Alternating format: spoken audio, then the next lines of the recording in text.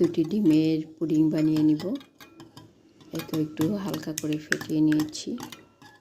এখন এর মধ্যে দিয়ে দিব চিনি। আমি এখানে পরিমাণ মতো চিনি দিয়ে দিচ্ছি। যে যতটুকু মিষ্টি খেতে পছন্দ করেন সেভাবেই চিনিটা দিবেন। এখানে আমি হাফ কাপের মতো চিনি দিয়েছি। এখন এই ডিমের সঙ্গে চিনিটাকে ভালো করে মিলিয়ে নেব। দুধটাকে জ্বালিয়ে একটু ঘন করে নিয়েছি। এখন আমি এখান থেকে 1 কাপ পরিমাণ দুধ ডিমের সঙ্গে মিলিয়ে নিব। তিনটি মিশ্রণকে এখন ভালো করে মিশিয়ে নিচ্ছি।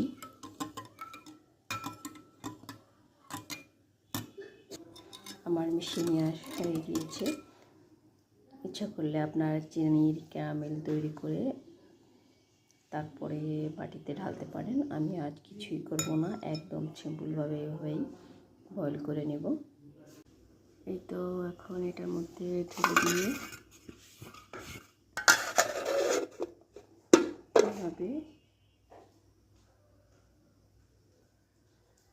এভাবে ঢেকে দিব। তার মধ্যে একটা স্ট্যান্ড দিয়ে দিচ্ছি, আর স্ট্যান্ডটা দেওয়ার পরে আমি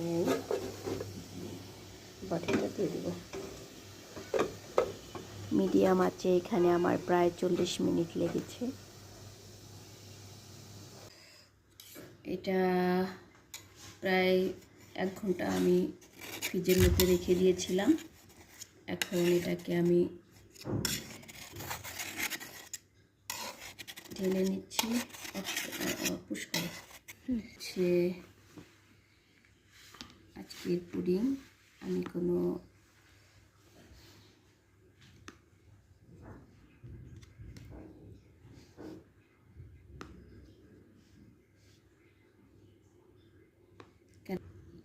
রকম ক্যারামেল তৈরি করে দিইনি, তাই কালারটা এরকম সাদা এসেছে।